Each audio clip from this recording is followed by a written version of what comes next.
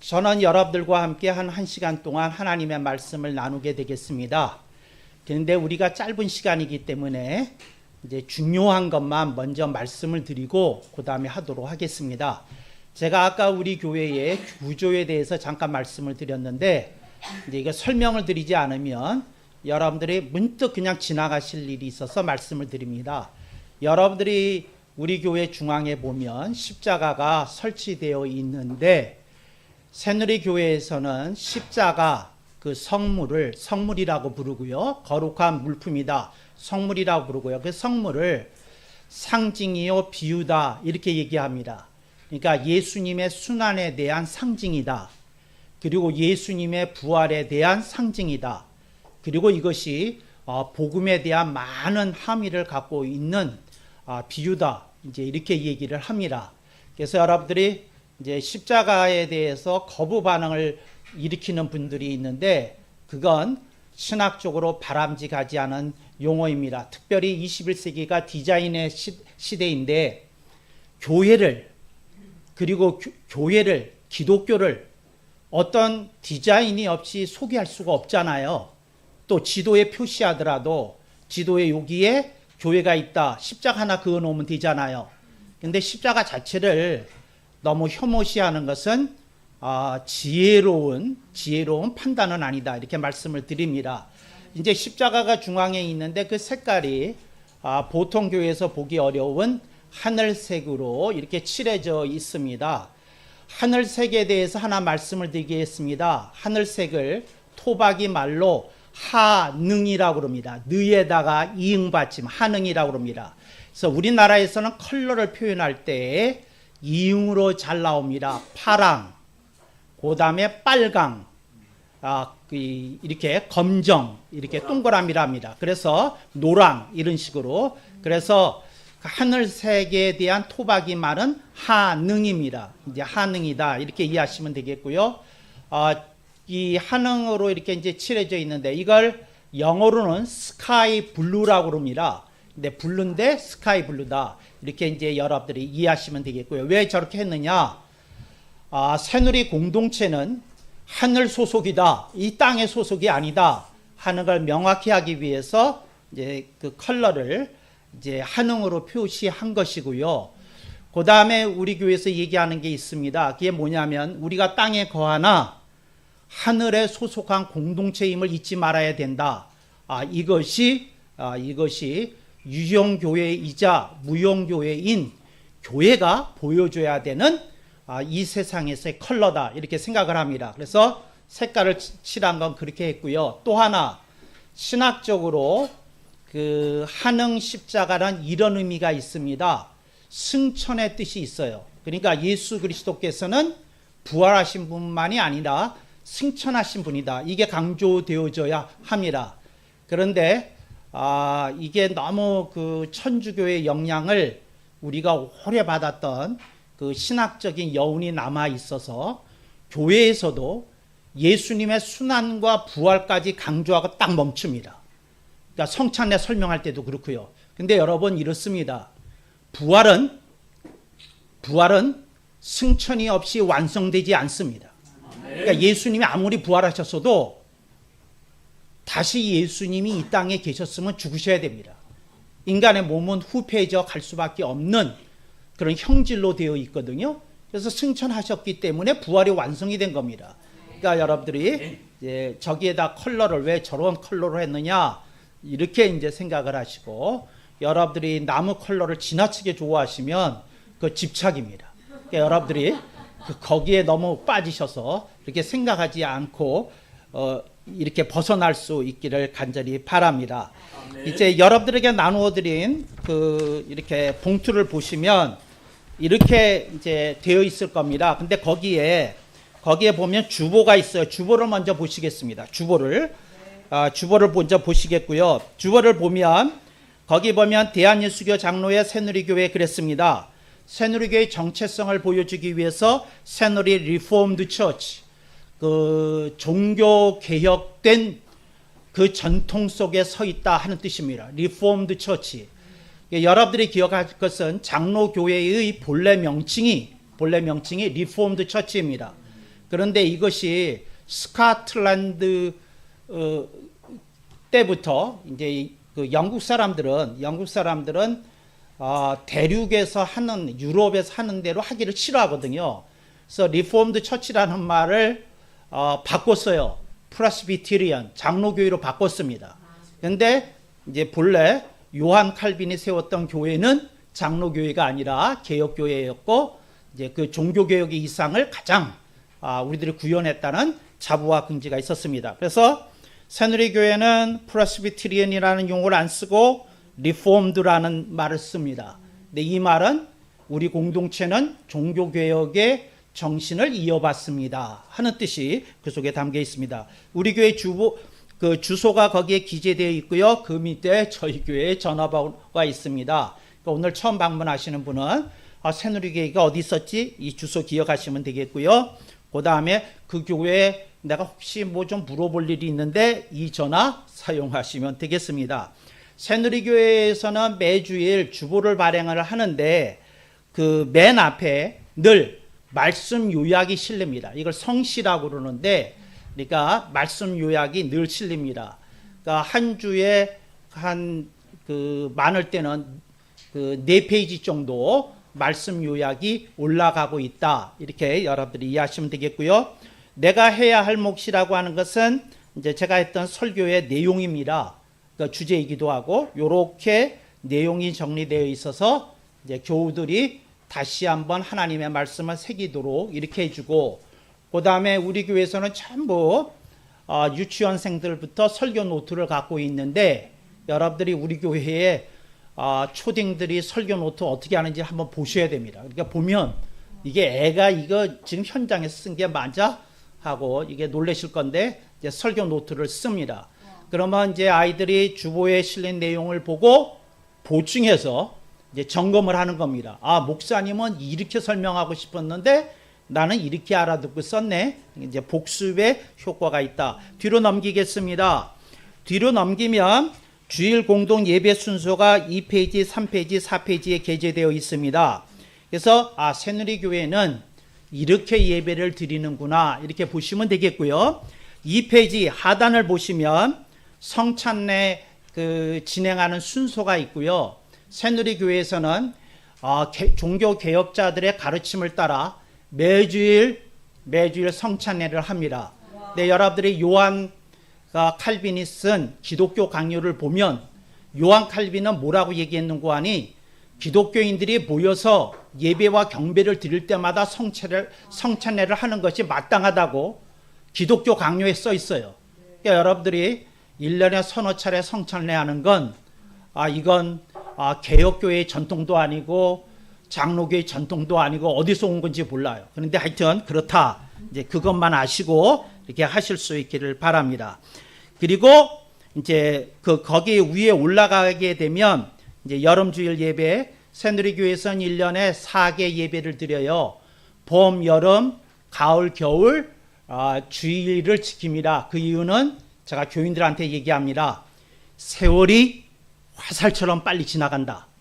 계절을 의식하면서 지금이 여름이면 여름에 해야 될 걸 하고, 가을이면 가을에 해야 될 걸 하고, 겨울이면 겨울에 해야 될 것을 해야 된다. 그래서 4개 주일 예배를 드리는 건 인생의 흐름을 포착하라, 놓치지 말라 하는 뜻이 있고요. 그 밑에 보면 전례 예배로 드립니다. 새누리교회는 모든 예배 순서 밑에다가 이걸 명기합니다.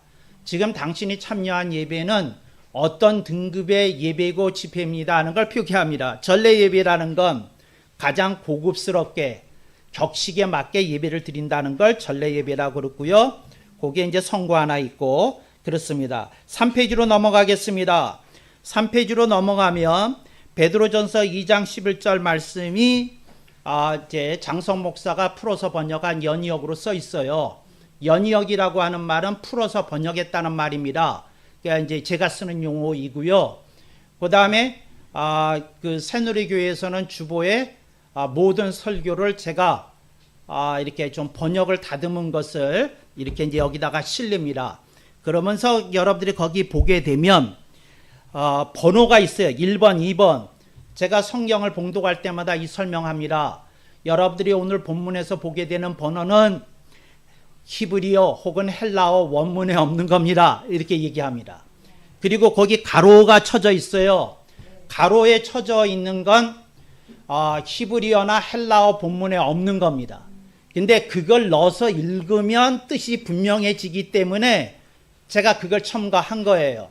근데 여러분들이 메시지 성경이라고 있는데 메시지 성경은 중대한 오류를 범했어요. 무슨 오류를 범했느냐면 저처럼 풀어서 번역했는데 가로를 치지 않았어요.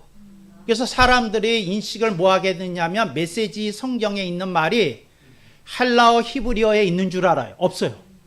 그 본인 개인 생각을 많이 집어넣었어요. 이제 이거 가로를 쳤다. 그래서 그냥 순례자라고 번역하면 되는데 이게 순례자도 많잖아요. 국토 순례도 있고 성지 순례도 있고. 그러니까 이제 그 뜻을 가로 속에 넣은 거예요. 하늘을 향해 가는 순례자다, 그 뜻이거든요.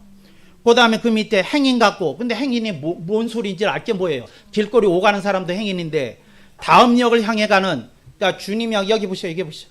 주님이 콕 집어서 넌 저기 가야 돼 하는 게 다음 역입니다. 이게 신학 용어입니다. 다음 역.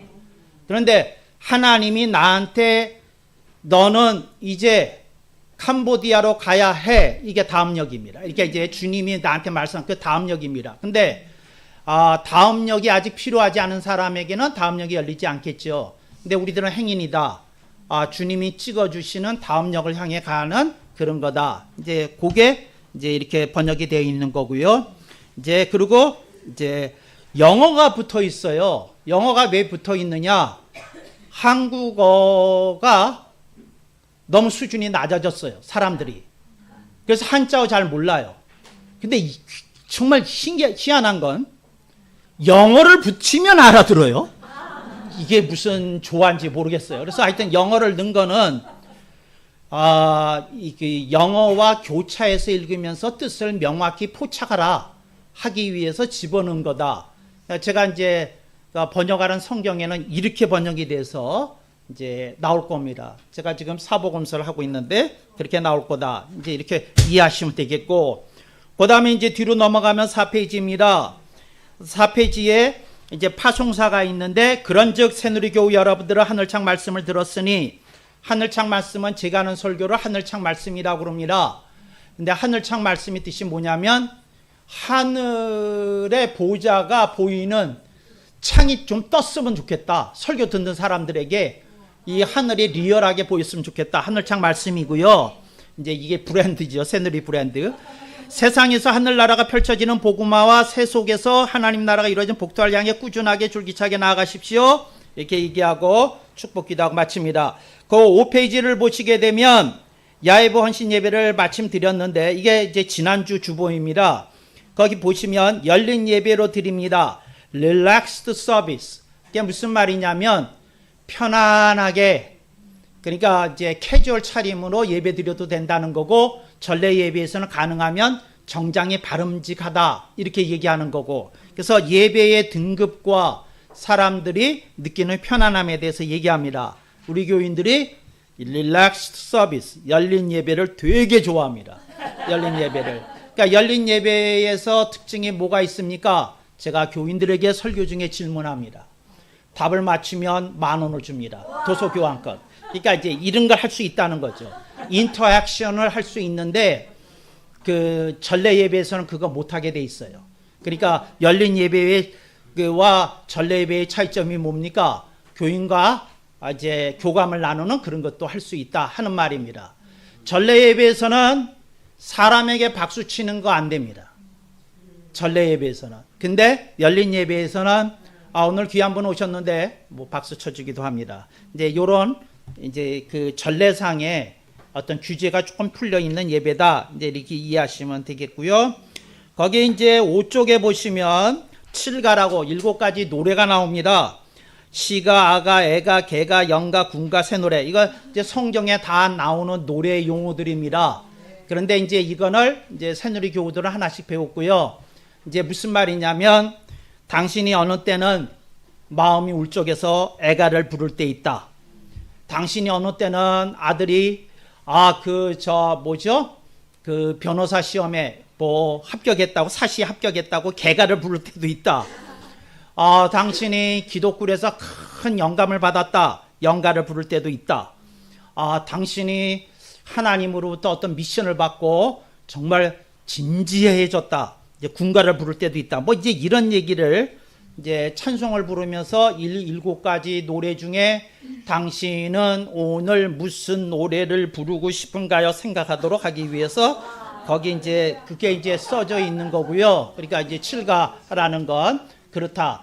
그런데 이렇게 이해하시면 안 됩니다. 성경에 7가지 노래만 있다고 생각하시면 안 되고, 이거 한 20가지가 넘는데 그거 다 쓸 수는 없고, 제가 생각해 보니까 이제 신앙생활을 하는 사람에게 내가 하나님께 찬양을 드릴 때 7가지 상태가 있다는 것 정도는 메이저하게, 메인으로 가르쳐 줘야 되겠다. 그래서 그거 그렇게 놓은 거고요.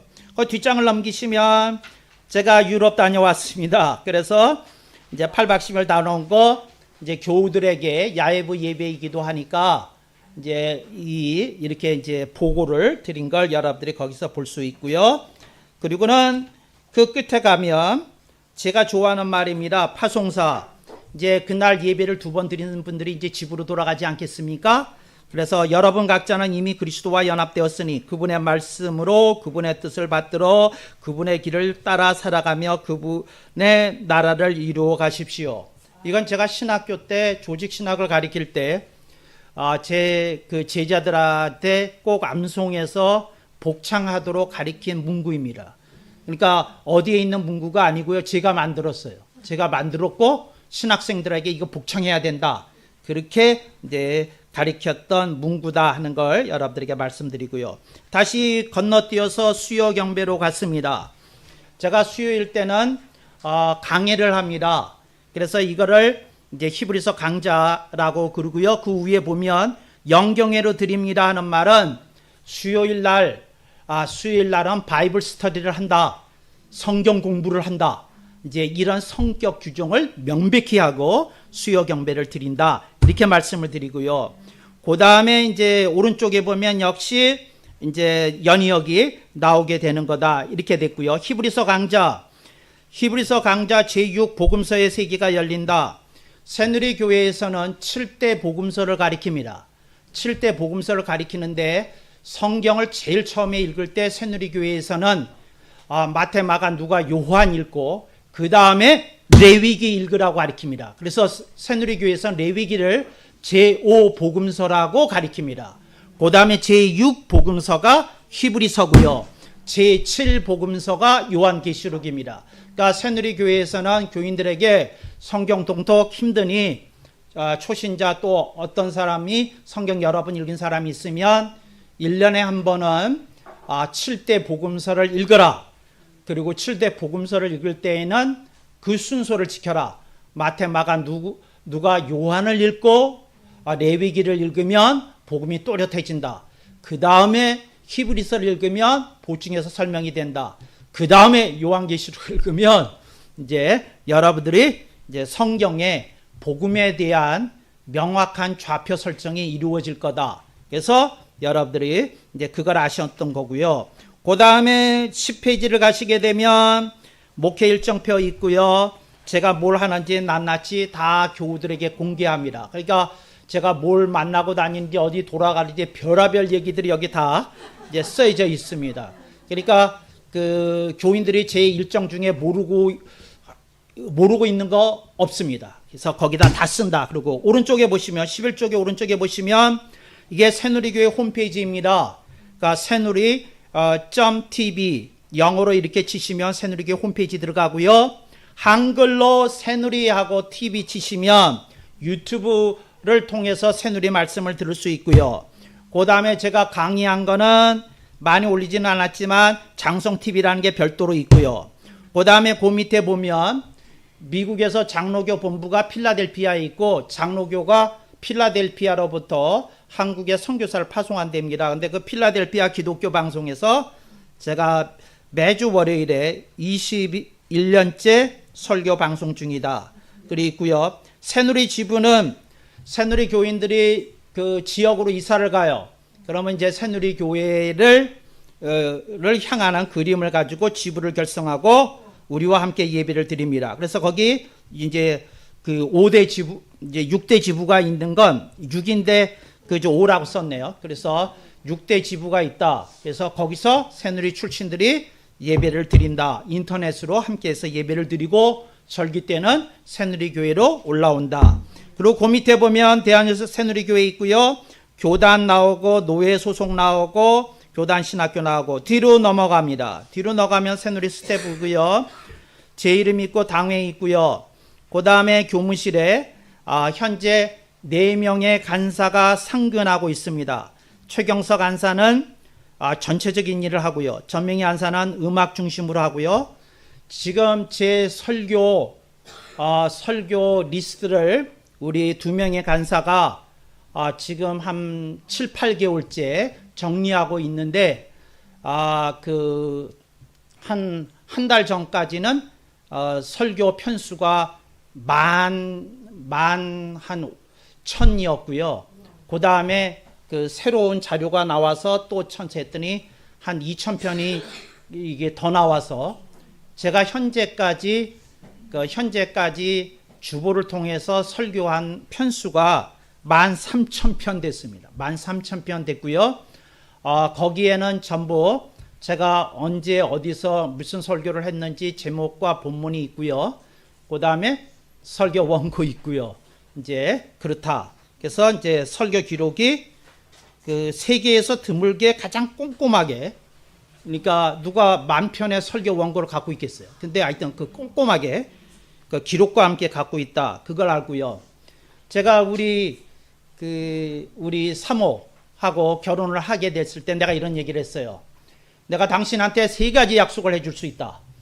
근데 첫째는 당신은 한 번도 내가 똑같은 설교를 2번 하는 거 들을 일 없을 거다. 네, 그런데 내가 교인들한테 그 못 들은 사람을 위해서 설교할 때가 되면 이거 언제 했던 설교라는 거 밝힐 거다. 그리고는 2번째 듣는 사람을 위해서 조금 내용을 첨가해서 할 거다. 그리고 그 약속 지켰어요. 우리 사모가 오늘 우리 딸이 이제 그 여행을 가서 손주들 보러 가서 지금 이 자리에 없어요. 그래서 이제 그거 제가 한 가지 약속을 했고요. 2번째 약속은 당신은 설교한 대로 사는 사람을 보게 될 거다. 그러니까 당신이 아니면 날 떠나도 된다. 내가 했어요. 내가 거짓말하며 그런 일 없을 거다 그랬어요. 근데 우리 처음 만나서 커피 사지 뭐 물어보면 제가 말한 대로 살았어요. 그러니까 교인들한테 놀지 말라. 저 안 놀았어요. 기도해야 된다. 나 기도했어요. 그러니까 우리 처가 알아요. 내가 공부한다. 공부하는 줄 알아요. 그러니까 왜냐하면 한 번도 딴짓한 짓이 없으니까 이제 그러고 살았어요. 그러니까 2번째 약속한 게 뭐였느냐면 설교한 대로 산다. 그래가지고 우리 사모가 저를 조금 덜 사랑해요. 왜냐하면 존경을 하거든. 사랑을 하고 존경을 해. 그러니까 이게 조금 이렇게 그래서 우리 사모가 그래요. 존경을 하는데 인간미가 없다고.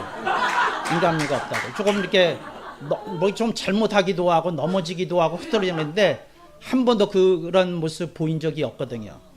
이제 우리 처하고 결혼을 한 다음에 미국 LA를 갔어요. LA를 갔는데 제 친구들하고 제 동생 친구들하고 다 모였어요. 이제 이렇게 축하연을 하니까 그랬는데 제가 화장실 간 틈에 와서 다 말하기를 이 형은 한 번도 이 사람은 내 친구지만 한 번도 허틀어진 한 적이 없었다고.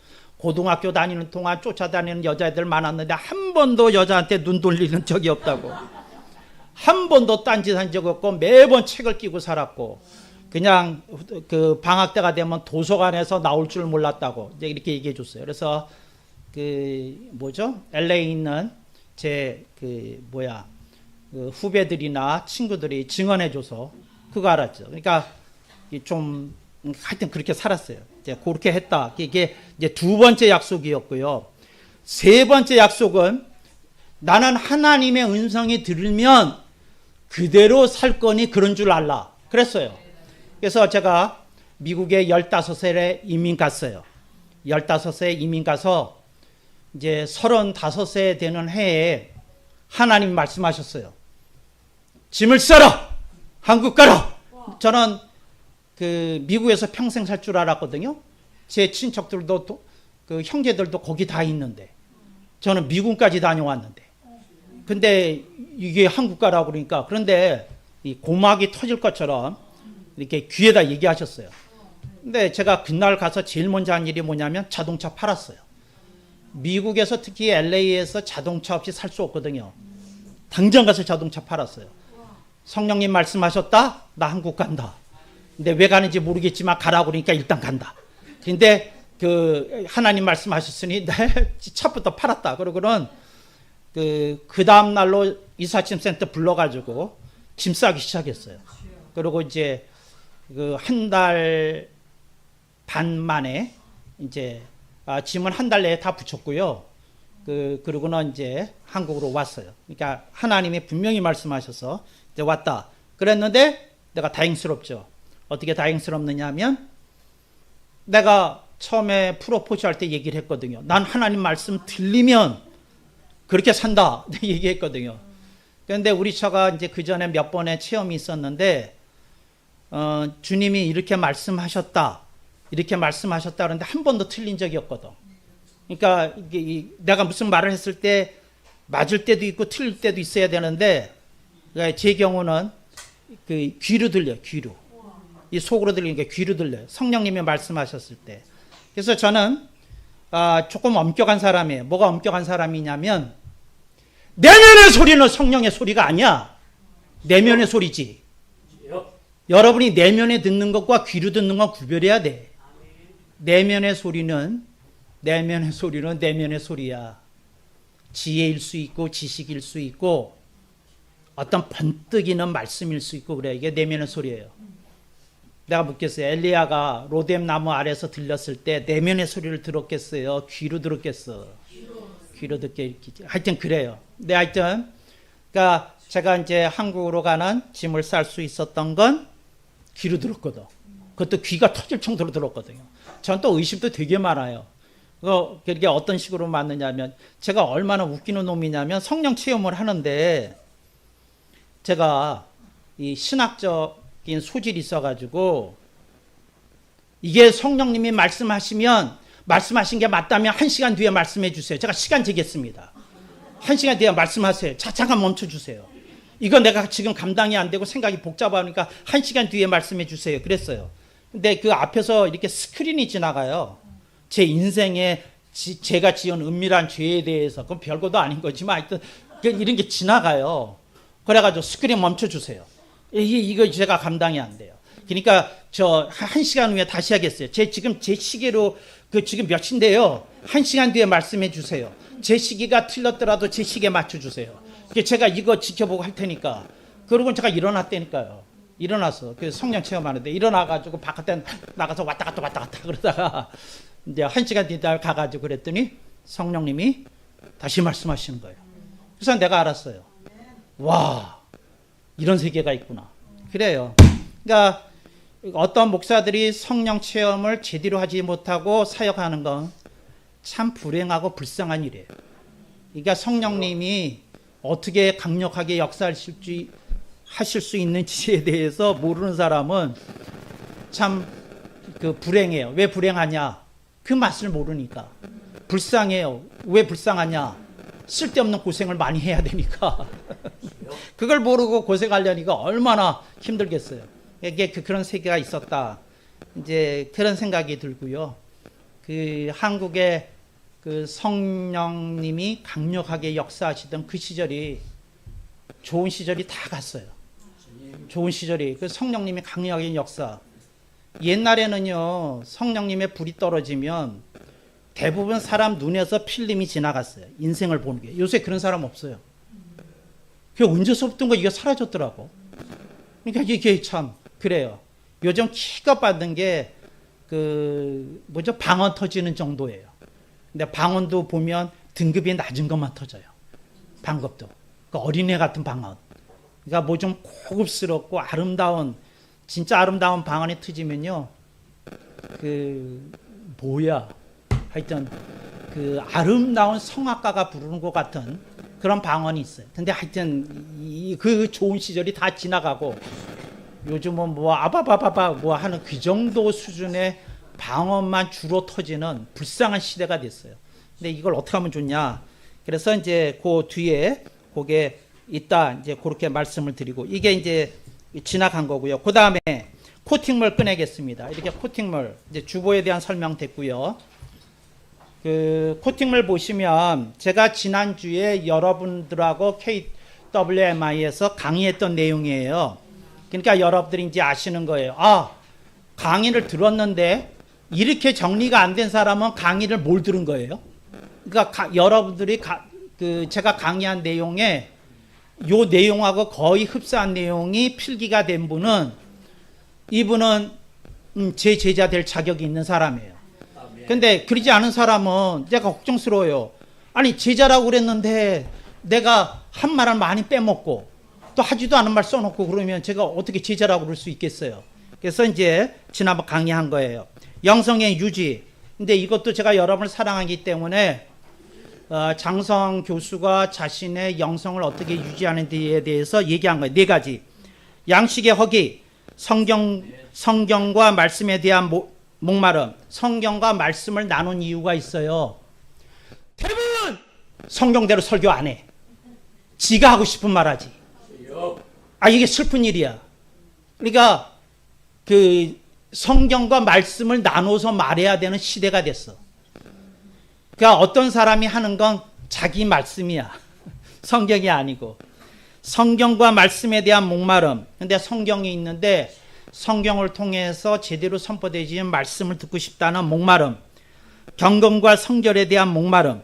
하나님의 영광에 대한 목마름 등의 허기로 그때그때 느껴져야 피폐한 영성을 적셔지는 무언가를 나름 간절히 찾게 된다. 이게 엘리야에게 일어났던 현상이에요. 본인에게 번아웃, 탈진이 일어났을 때 알았어.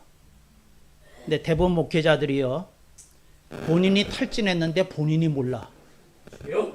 본인이 영성이 메말라졌는데 본인이 몰라. 그러니까 과거의 업적과 명성에 기대어서 사역하는 사람이 너무 많아요. 너무 많아. 이거 슬픈 일이야.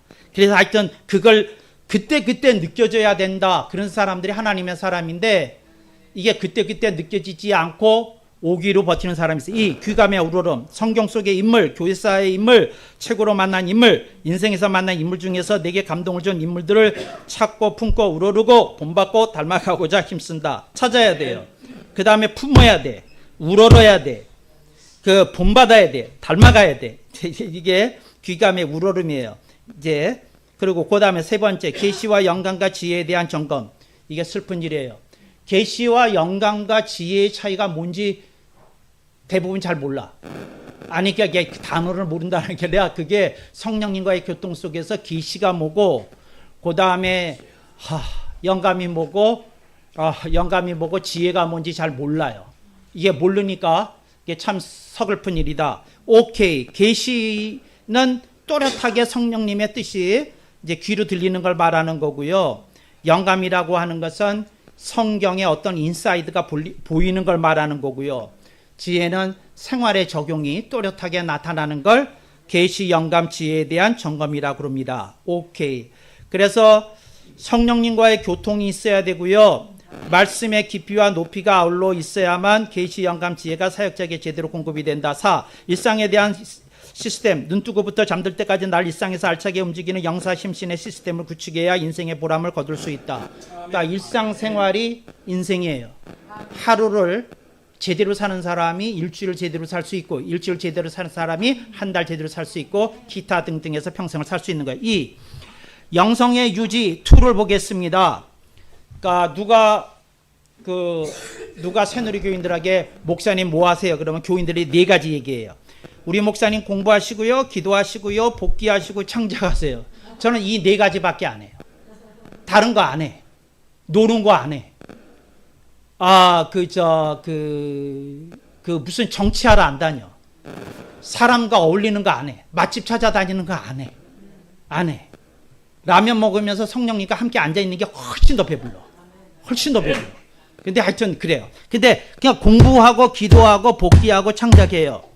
그래서 제가 가장 많이 쓰는 시간이 공부예요. 저는 기도의 사람은 아니에요. 공부의 사람이지.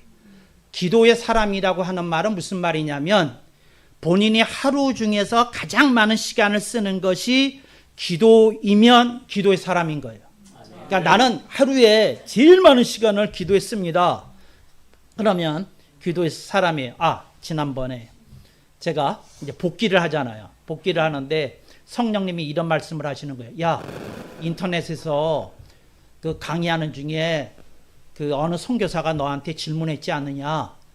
그런데 3시간 동안 누구죠? 최 목사님은 그 할렐루야 아줌마 최 목사님은 최자실 목사님은 무슨 기도를 하십니까? 하고 나한테 물었어요. 근데 그때 내가 대답을 다른 게 있어가지고, 그리고 내가 이제 조금 말하기가 어려웠던 거는 뭘 어려웠느냐면, 내가 최자실 목사님한테 안 물어봤거든. 3시간 뭘 가지고 기도했어요? 그거 안 물어봤다고. 그러니까 내가 안 물어봤는데 그거 대답할 수가 없어서 말을 못 했거든요. 근데 그 대답을 네가 안 했다 그러시는 거예요. 이게 복귀야.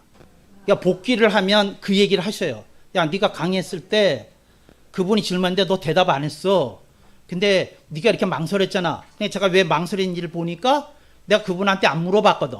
근데 안 물어본 걸 가지고 내가 최재실 목사님 3시간 동안 이렇게 기도했는데 말할 수 없으니까 대답 안 했던 거거든. 근데 그렇지만 너 안 들었다고, 그래서 그건 제가 가르쳐 드리게 뭐 한대요 하고 말하지 않았다는 거죠. 그리고 이제 조용기 목사님도 그 말씀 하셨거든요. 능력을 받으려면 하루에 3시간 기도한다. 근데 내가 조용기 목사님한테 그 얘기는 들었지만 내가 그분한테 3시간 동안 뭘 기도하세요? 그거 안 물어봤거든. 그러니까 그건 대답할 수가 없는 얘기였지요. 그랬는데 내가 3시간 동안 기도하는 사람 미국에 조금 능력자들한테 내가 물어본 일이 있어요. 근데 그분들도 3시간 기도하더라고. 그래서 이제 내가 물어본 사람, 그러니까 최자실 목사님이나 조용기 목사님 말고 내가 물어본 사람들한테 3시간 동안 뭐 하냐 그랬더니 클릭을 위해서 1시간 기도하더라. 클릭이라는 건 뭐냐면 이거 참 여러분들이 캐들린 쿨맨이라고 하는 치유 사역자가 있어. 그분 동영상을 봐야 되는데 그분 동영상 중에 이런 게 있어요. 교인이 한 5,000명 이상이 모였어. 오디토리움에. 그래 모여 있는데 이분이 설교할 때가 돼서 이제 찬양도 따르고 이렇게 단상에 올라가야 되는데 단상에는 안 가고 여기서 울고 있는 거야. 이렇게 울고 있는 거야. 근데 왜 울고 있느냐면 클릭이 안 된 거야. 클릭이 안 돼서 내가 올라가면 설교는 할 수 있겠지만 내가 클릭이 안 된 상태로 이 사람들을 대한다는 게 두렵습니다. 그러고 여기서 울고 있는 거야.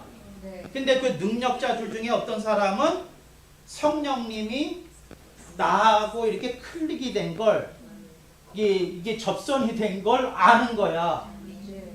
근데 몇 사람의 목사나 이런 경험을 하겠어? 그러니까 성령님이, 그러니까 뭐냐면 헤어 드라이기가 있어. 헤어 드라이기가 꽂혀 있으면 파워가 나올 거 아니야. 빼 있으면 갈 거 아니야. 그러니까 우리는 헤어 드라이어 상태 보면 플러그에 꽂혔네, 뽑혔네 알잖아. 근데 사역자들 중에 자기가 설교하러 단에 올라가는데 성령님 클릭하셨다 안 하셨다를 느낄 수 있는 사람이 몇 명이나 되겠냐고. 근데 그건 두 번째. 그건 두 번째고, 그건 뭐냐면 이것 때문에 우는 사람이 있냐고. 5,000명이 기다리고 있는데 여기서 울고 있다니까. 근데 제가 만났던 능력자들은 1시간 동안 클릭하게 해달라고 울더라는 거예요. 그러니까 뭘 기도 안 하냐면 우리 교회에 부흥을 주세요. 제가 이렇게 기도해 주는 환자들이 있는데 이분들 치유해서, 이 얘기를 하는 게 아니라 이게 앉아 있는데 이게 클릭이 안 되네. 이제 이거예요. 그게 뭐냐면 왼쪽 영성의 유지 1에서 3번 거기 보면 성령님과의 교통, 이거예요. 이게 기도하고 다른 거야. 기도하고 성령님과의 교통은 다르다니까? 근데 그걸 느낀 거야. 와. 그래서 저는 이제 캐들린 쿨맨이 오늘 얘기한 거는 그분이 자주 이렇게 해가지고 인터넷 가면 동영상이 있어요.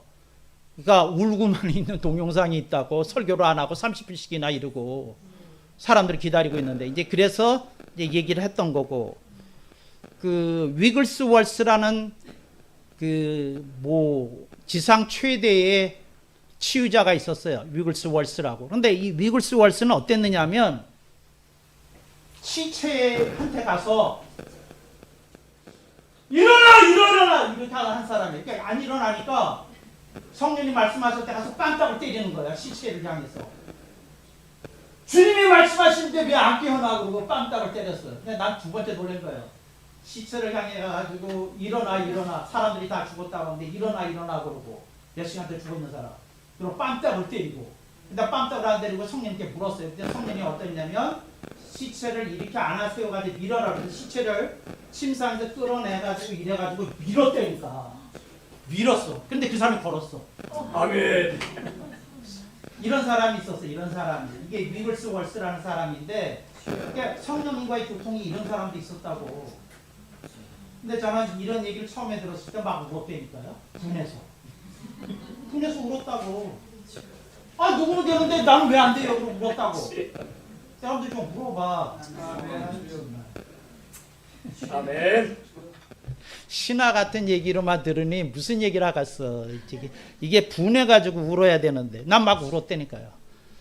분해서 막 울었더니, 이제 울었는데, 아니, 그게 뭐 많은 스토리가 있지만, 줄이고 하여튼, 그게 이제 공부 시간, 기도 시간인데, 기도 시간 그 얘기를 하는 거고, 복귀가 뭔지를 얘기하다가 그 얘기한 거예요. 그러니까 복귀가 그래요. 성령님이, 그러니까 예를 들자면 제가 설교하고 내려왔어. 그러면 저는 제가 한 설교 전체가 이렇게 테이프가 돌아가. 테이프 듣지 않아도. 그러면 이 얘기하는 거예요. 야, 이때 네가 소리를 꽥 지른 통에 삐진 교인이 있다. 꽥 지른 것 때문에. 그러니까 예를 들자면, 여러분 안 그러셨겠지만, 꽥 지른 것 때문에 뭐 삐진 사람이 있다. 이제 이렇게 얘기하셔요. 그럼 제가 묻죠. 그때 제가 소리치는 게 잘못됐네. 아니, 그게 아니라 삐진 교인이 있으니까 그런 줄 알라고. 그러니까 성령님이 제가 인성을 사용해서 화를 낸 건지, 그처럼 말씀의 포인트를 강조하기 위해서 소리를 친 건지 짚어주셔요. 근데 그게 이제 무서운 일인데, 그런 게 있다. 이제 그 복귀가 그거예요. 복귀가 하나하나 이렇게 얘기하세요. 하나하나. 근데 얘기를 하시고 그거 앉아 있죠. 그 다음에 창작 시간을 챙긴다. 설교 듣기, 강의 교환, 짓기, 시짓기 등을 위해 사색 및 상고하는 시간을 갖는다. 사색과 상고의 뜻도 잘 모를 것 같아가지고 밑에다가 해놨어요. 밑에 사색 및 상고. 그것도 또 영어로 해놓지 않으면 모를 것 같아서 contemplation and deliberation. 근데 사색은 골똘히 생각하여 깊이 이치를 따지는 거고, 상고는 사소한 부분까지 낱낱이 살피면서 꼼꼼하게 짚다. 그러니까 뭐냐면, 공부하는 사람은 사색이 먼저 돼야 되고요. 그 다음에 상고가 돼야 돼. 근데 사색과 상고가 안 되는 사람은, 말씀의 사람은 못 되는 거예요. 저는 여러분에게 묻겠어요. 여러분이 사색과 상고가 안 되면 말씀의 사람은 안 돼. 아멘. 복음 전도자는 될 수 있는데 말씀의 사람 못 돼요. 아멘. 여러분이 하루에 하여튼 최소 2시간 이상 기도하지 않으면 기도의 사람은 못 돼. 아멘. 다른 건 될 수 있어요. 근데 기도의 사람은 못 돼. 그러니까 이게 기도의 사람이 되려면 하루에 최소한도 2시간 해야 되고, 능력을 받으려면 제대로 3시간 해야 되고, 그런데 제가 이제 깨달은 건 뭐냐면, 성령님과의 교통이 이게 되면서 3시간 기도해야 되는 거다. 이제 그 말씀을 이제 드리는 거고, 그래서 그게 이제 두 번째 나눠 드렸던 거고, 이제 세 번째로 가면 기독교의 구독이라는 게 있어요. 여기 이제 A3 용지로 이렇게 돼 있는 건데, 제가 그 목회자 사무신문에 이제 연재를 한때 했던 거예요. 근데 이제 여기 보면 무슨 얘기가 나오느냐면, 제가 고등학교 때 성령 체험을 했어요. 그래가지고는 제가 전도를 하고 싶어서 어디를 갔느냐면, 창녀들이 출몰하는 그 길거리에 갔어. 미국의 선셋이라는 데가 있어요. 지금도 그런지 몰라. 그 할리우드 언덕으로 가는 길에 선셋이라는 길이 있는데 그 청년들이 있어. 근데 청년들이 어떻게 하고 있느냐면 조금 요요만 표주로 길거리 하나 코너에 청년들이 하나씩 서 있어요. 그럼 남자들이 자동차 타고 다 탁 쓰고 문 열면 타는 거예요. 이게 그런 건데. 근데 거기 가서 제가 전도를 하고 싶었는데 성령님이 거기를 가래요. 그래서 거기를 갔어. 갔는데 이게 그 전도를 회개 수주 기도하고 뭐하고 뭘 못하겠어. 그래서 고민을 하는데 내가 물어봤어. 거기 햄버거 가게 가서 쟤네들이 뭘 좋아할 것 같냐? 그러니까 물어봤더니 거기서 알바를 하는 그 사람이 뭐라고 얘기했냐면 꽃을 좋아한대. 그래서 내가 꽃을 샀어. 꽃을 사가지고 거기다가 맥도날드 가게 가서 그걸 좀 맡긴다고 그러고 한 송이를 들고 전도지 한 장과 갔어요. 그러면서 내가 아무 말도 안 하고 꽃을 줬어요. 그랬더니 꽃을 받더라고.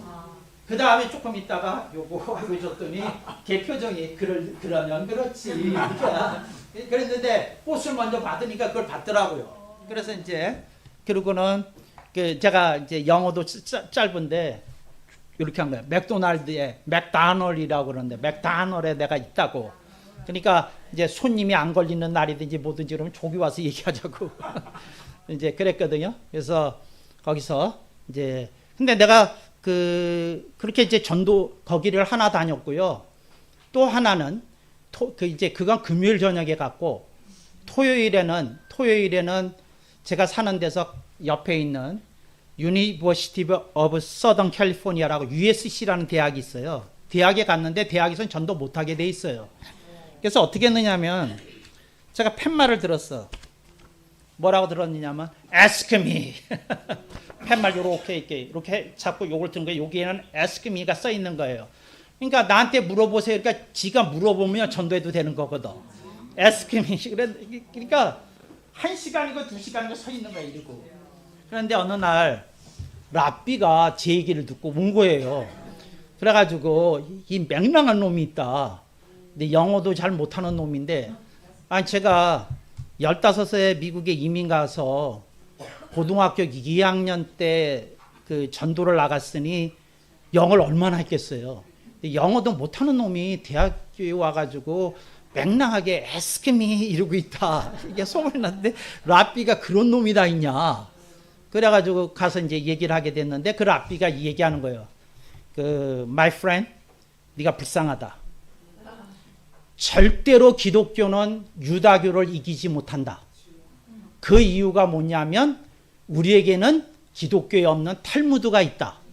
근데 탈무드가 어떤 책인고 하니 이제 미국의 복사용지가 A4 사이즈가 우리하고는 조금 다른데 거의 비슷해요. 그런데 그 A4 사이즈를 보여주면서 뭐라고 얘기하느냐면 그 탈무드의 분량을 몰았더니 이걸로 12,000페이지래요. 12,000페이지. 그래서 제가 그때 그걸 듣고 그날로부터 기도했어요. 뭐라고 했더니 주님, 제가 크리스천 탈무드를 써야 되겠습니다. 그래서 12,000페이지 되는 걸 제가 써야 되겠습니다. 그래서 이제 그런 걸 쓰기 시작했어요. 그래서 이제 제 목회가 뭐냐면 크리스천 탈무드를 이제 쓰는, 그러니까 뭐냐면 성경에서 가장 에센셜한 게 얼티메이트한 게 뭐냐 이런 생각을 하면서 이제 신학을 했죠. 이제 그래서 그것에 대한 얘기도 있고 기독교 구독이 여기 서 있는 거고요. 그 다음에 두 번째 거기 또 복사된 게 있는데 여기 보셔요. 교회 신학과 조직 신학의 대조표예요. 교회 신학과 조직 신학의 대조표. 여러분이 신학교에서 배운 건 조직 신학이 아닙니다. 교회 신학이지. 그러니까 여러분들이 신학교에서 배운 건 교회 신학을 쉬운 말로 교리 신학이라고 그럽니다. 이제 그 유럽이나 이런 데서는 교리 신학이라고 바뀐 지 오래됐어요. 근데 우리 한국에서는 교회 신학 그러면 품위가 나니까 이제 아직도 교회 신학이라는 용어를 쓰는데 어쨌거나 근데 그러니까 교리에 대해서 가리키는 신학은 교의 신학 또는 교리 신학입니다. 조직 신학은 다른 거예요. 조직 신학은 뭐냐면 조직 신학이라는 게 뭐냐면 사람들이 품고 있는 질문에 대해서 대답해 주는 게 조직 신학이에요. 그러니까 이건 전혀 다른 거예요, 전혀. 그런데 그걸 모를 것 같아서 여기에 표를 제가 이렇게 그린 거예요. 표. 여기 표가 있어요. 표가. 그러니까 여러분들이 이 표를 보라는 건 뭐냐면 여러분들은 주로 왼쪽에 있는 것을 배우셨을 거다. 그런데 여러분은 오른쪽에 있는 건 안 배우셨을 거다. 그 얘기예요.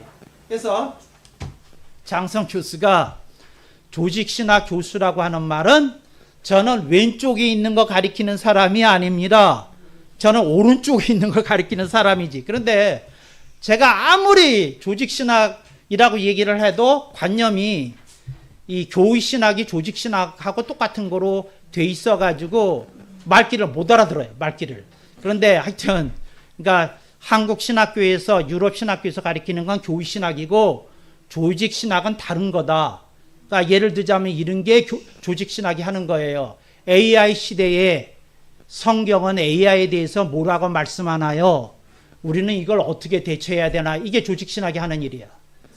기독교가 특히 한국 기독교가 우리가 한국 기독교니까 한국 기독교가 쇠퇴기에 들어간 게 맞습니까? 아니야. 한국 기독교는 붕괴기에 들어섰어요. 붕괴기에. 여러분들만 몰라. 쇠퇴기 이미 지났어. 붕괴기에 들어섰어요. 붕괴기에. 그러니까 붕괴기에 들어섰는데 그러면 이 붕괴기를 되돌릴 방법이 있습니까? 그렇지 않으면 되돌릴 방법이 없는 겁니까? 그럼 그나마 교회는 뭘 해야 되는 겁니까? 그리고 이거는 성경이 말씀하신 말세와 적그리스도의 시대와 무슨 관계가 있는 겁니까? 이런 걸 대답하는 게 조직신학. 이런 걸 대답하는 게. 근데 이제 그렇다. 이제 그거 말씀을 드린 거고.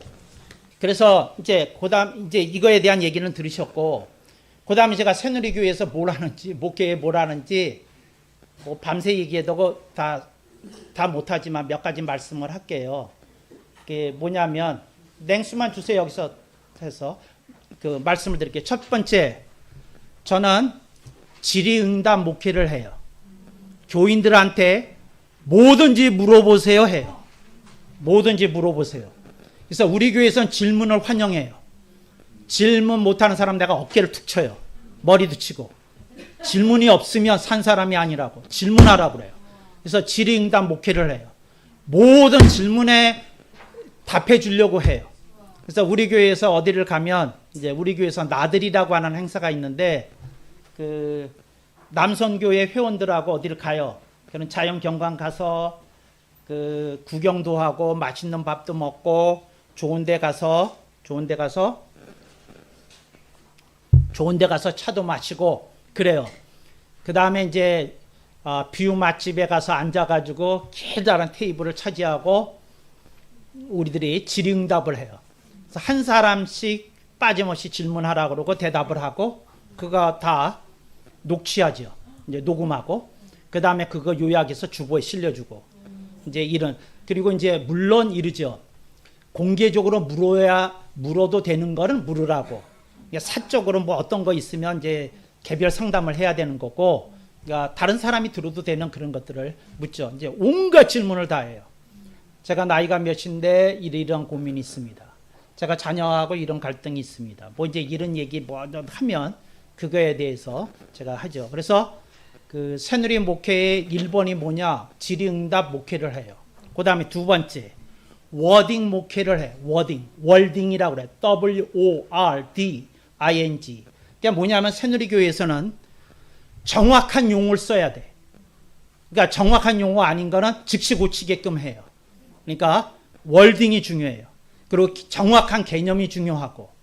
그래서 새누리교회에서는 제가 무슨 시를 썼다 뭐 했다 그러면 각주가 쭉 붙어요. 각주가.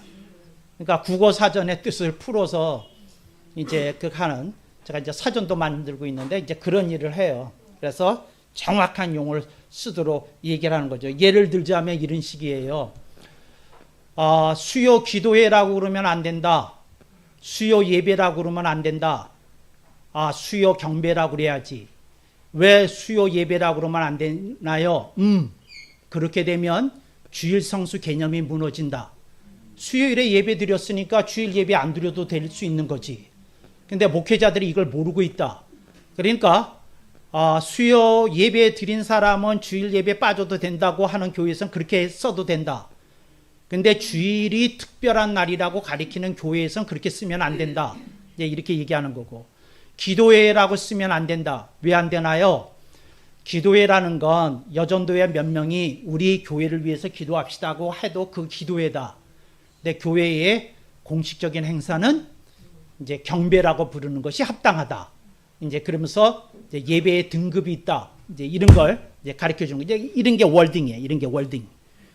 그러니까 예를 들자면 존 파이퍼가, 한국에서는 존 파이퍼라고 그러죠. 존 파이퍼 목사가 이제 이런 얘기를 했어요. 무슨 얘기를 하느냐면 기독교 희락주의라는 걸 얘기를 했어요. 그러니까 기독교인은 하나님 안에서 최대의 쾌락을 체험해야 된다. 이런 얘기를 했어요. 그랬을 때 제가 얘기를 했죠. 그리스도인이 기쁨을 유지해야 되는 건 맞지만 기독교 희락주의라는 용어는 성서적이지 않다. 아무리 파이퍼 목사가 썼어도 이렇게 가르쳐줘. 이게 월딩이에요. 이게 월딩.